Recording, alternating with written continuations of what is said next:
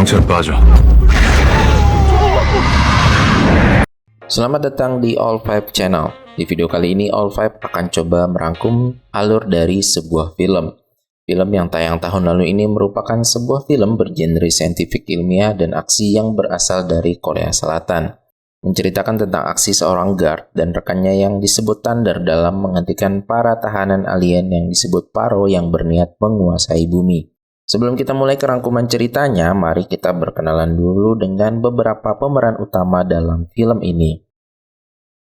Guard yang diperankan oleh Kim Woo Bin dan juga Thunder dalam bentuk manusianya. Lee-an yang diperankan oleh Kim Tae-tri yang merupakan anak asuh dari Guard dan juga Thunder. Murok yang diperankan oleh Ryu Jun-yeol merupakan seorang bounty hunter yang berada di masa lalu.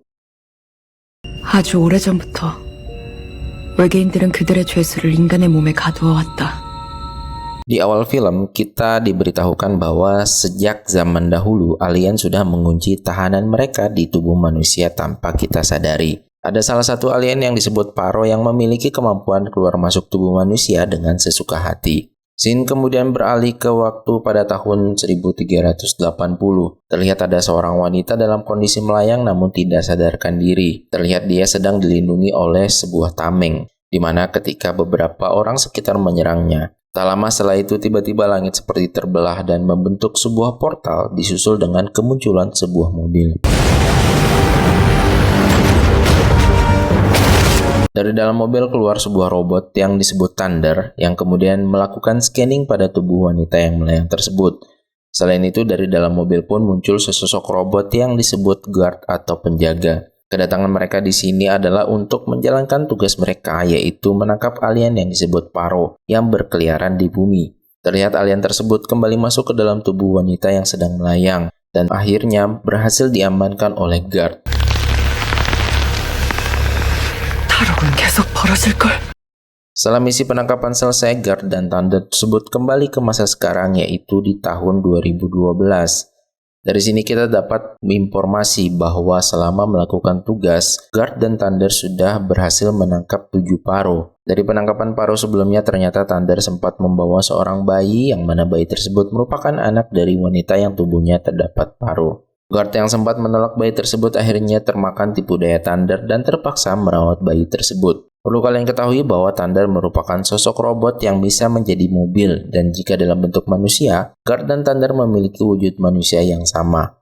Setelah itu, Thunder dan Guard melakukan transmisi untuk melaporkan penangkapan yang sebelumnya mereka lakukan. Di sini juga mereka mendapat informasi bahwa mereka kemungkinan akan melakukan pengejaran terhadap tahanan alien atau Paro dalam 10 tahun 8 bulan ke depan, yang artinya mereka harus menunggu di bumi sampai waktu itu tiba. 10년 8개월이라. 아이고. Beralih ke timeline yang lainnya, yaitu pada tahun 1391. Terlihat seorang pria bernama Murok. Di sini dia sedang melakukan pengejaran terhadap beberapa buronan, namun tak lama muncul 2 orang yang ternyata mengincar buronan yang sama. Masing-masing dari mereka memiliki kekuatan mengendalikan angin dan membuat suara keras yang membuat orang lumpuh. Di sisi lain, Murok juga memiliki kekuatan untuk mengeluarkan kucing magis dari kipas yang selalu dibawanya.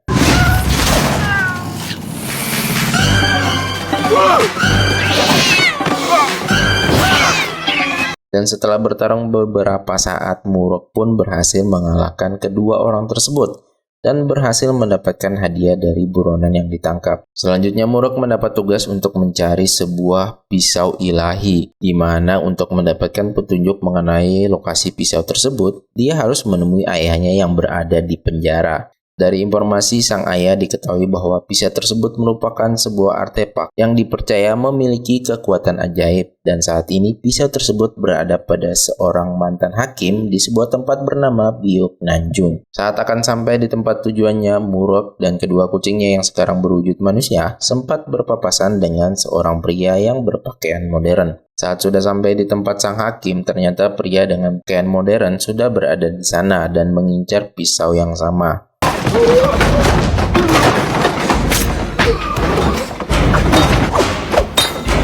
Murok yang melihat kejadian tersebut mencoba menolong sang hakim namun tidak berhasil. Ternyata di tempat tersebut ada si ayah yang mengincar pisau.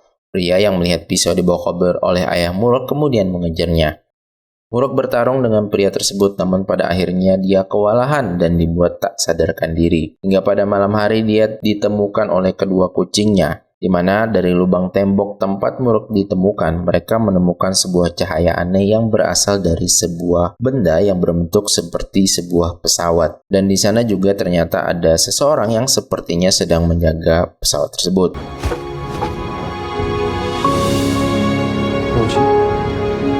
Di sini bisa kita simpulkan bahwa mungkin saja pria berbaju modern adalah seorang alien dan pesawat tersebut adalah miliknya. Kembali ke masa kini di tahun 2022, terlihat Guard dengan bentuk manusianya memenuhi panggilan sekolah tempat anaknya yang bernama Lian, di mana si Lian yang merupakan bayi yang selamat 10 tahun sebelumnya melaporkan ke polisi bahwa dia telah diculik oleh para alien. Dan tentu saja hal ini dianggap lelucon oleh para pengurus sekolah. Sesampai di rumah, Ian sengaja meninggalkan handphonenya di mobil untuk mendapatkan bukti bahwa orang tuanya adalah alien. Namun yang didapat ternyata adalah informasi mengenai waktu tentang misi pengejaran Paro dan juga mengenai jumlah objek implantasi manusia yang dibutuhkan untuk mengurung Paro. 1명이 동시에 모일 장소를 탐색 중. 18시간 후면 내일인데. Keesokan harinya, Lian mendatangi lokasi ekstraksi tahanan yang tak sengaja dibocorkan oleh Thunder, di mana lokasinya berada di sebuah rumah sakit. Tak lama kemudian, muncul sebuah pesawat alien yang kemudian seperti membuang sebongkah batu berbentuk berlian. Tak lama batu tersebut mengembang dan membentuk sebuah kelopak bunga yang siap mekar, dan tiba-tiba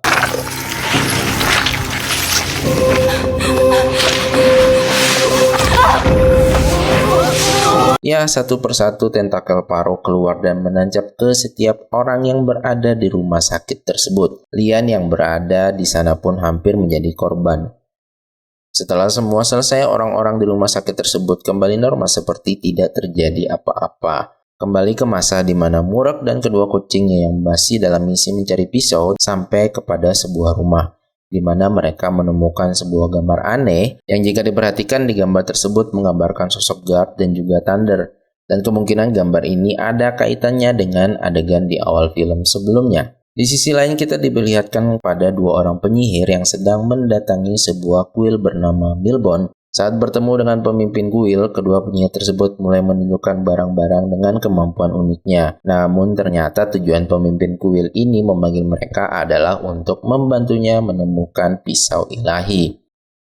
Di sisi lain, Murok melakukan penyamaran dengan menjadi pengantin pria di sebuah pernikahan anak dari seorang kolektor, di mana dia yakin bahwa pisau ilahi tersebut berada di sana. Sampai pada malam hari, ketika bertemu dengan pengantin wanita, ada yang aneh di mana dia tidak sengaja memegang sebuah benda berbentuk senjata, dan ternyata pengantin wanita tersebut juga sedang menyamar. 이건 뭐요? 큰일 하실 뻔히 작은데 신경 쓰지 마시고.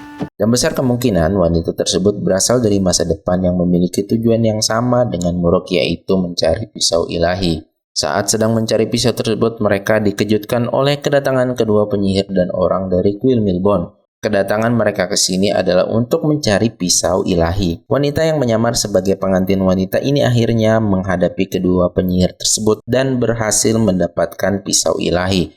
Namun baru saja akan kabur, tiba-tiba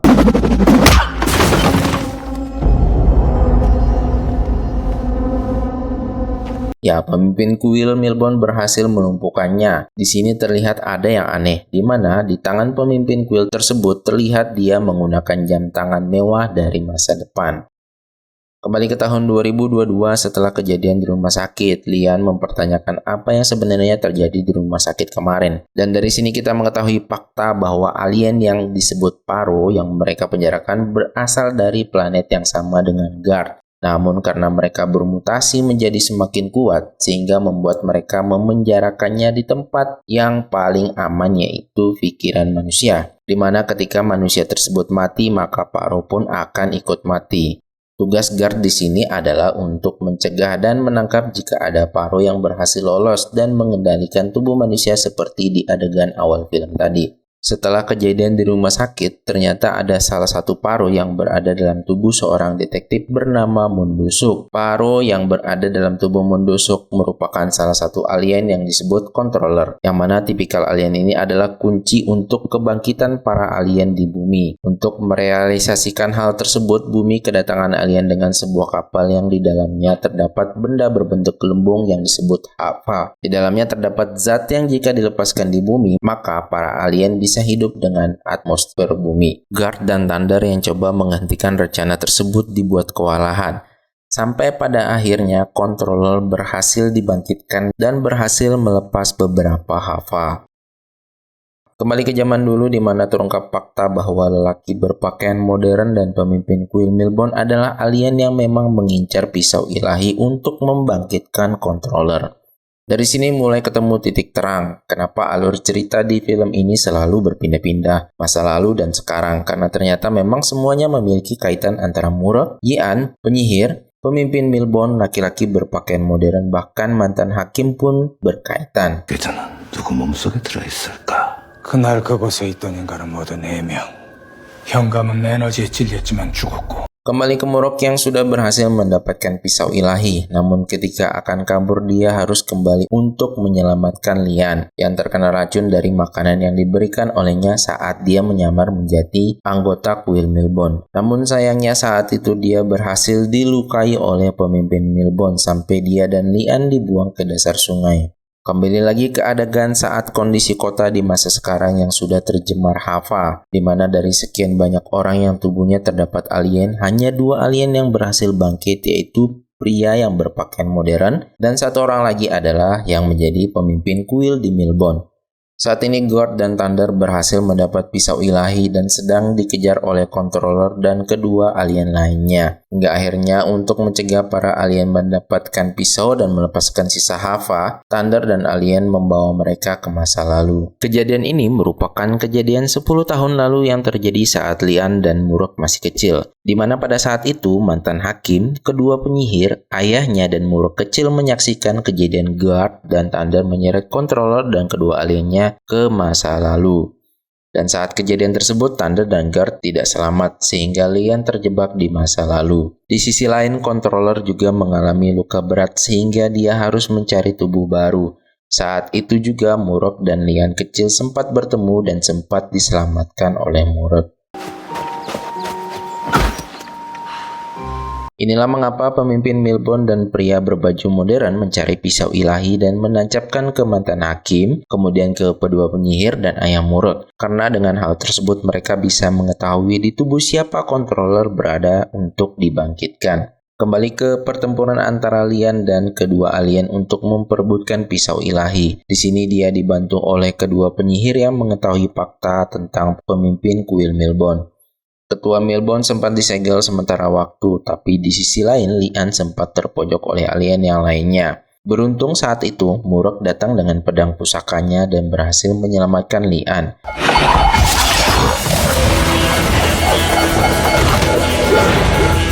Hingga pada akhirnya Murok berhasil membunuh salah satu alien tersebut. Di sisi lain, saat ketua Milbon yang sempat dikurung berhasil selamat dan mengejar Lian yang membawa pisau ilahi. Saat sebelum kematiannya, alien yang dibunuh oleh Murok sempat berkata bahwa ada sesuatu dalam diri Murok.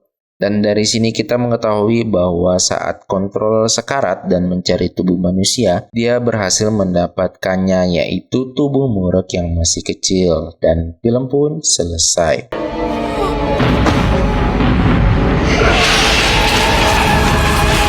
Ya memang bergantung sih endingnya, karena rencananya film ini akan ada part 2-nya yang rencananya akan tayang di tahun ini. Ya kita tunggu saja ya nanti lanjutannya.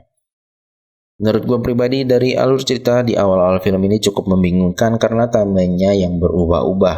Tapi pas sudah pertengahan ke akhir, inti dari cerita filmnya mulai terlihat. Oke guys, terima kasih telah menonton dan sampai jumpa di video-video berikutnya.